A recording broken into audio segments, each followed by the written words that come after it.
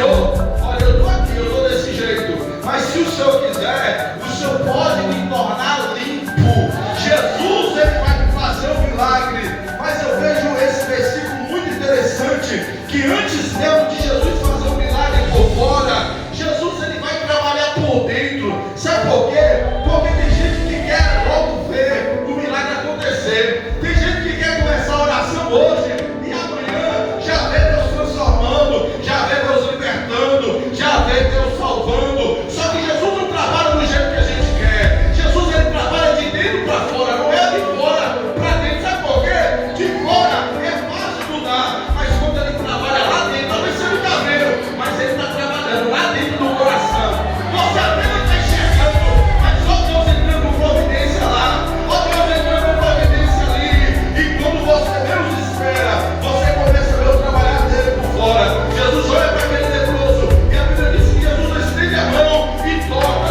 E quando toca ele, Jesus está dizendo: ninguém te vê, ninguém te olha, ninguém quer estar perto de você, mas eu te toco para te lembrar que eu sou Deus que cura a lepra da alma e também do corpo.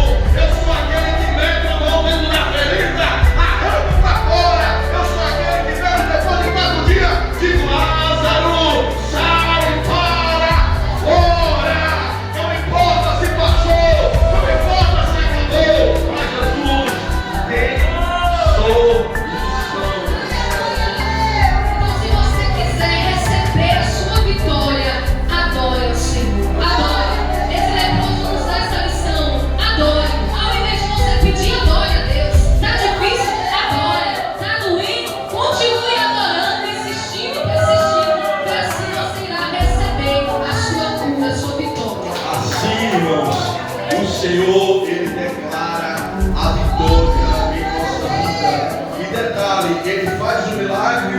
Depois que ele faz o milagre, ele vira para o leproso e fala assim: vai lá no sacerdote e mostra a cura que você recebeu. Você sabe por que ele manda ir no sacerdote? Você sabe por que ele manda voltar ao sacerdote? Porque quem declarava que estava doente era quem? O sacerdote. O texto em Levítico 14 diz que quando alguém aparecesse com a lepra, tinha que levar o sacerdote. O sacerdote, olha, o sacerdote era representante de Deus. Mas de vez dele profetizar a cura, ele isolava o leproso. A Bíblia diz que um homem chegava até o sacerdote e dizia: olha, eu estou com a mancha que parece que é lepra. O sacerdote já diagnosticava. E vendo que era lepra, o sacerdote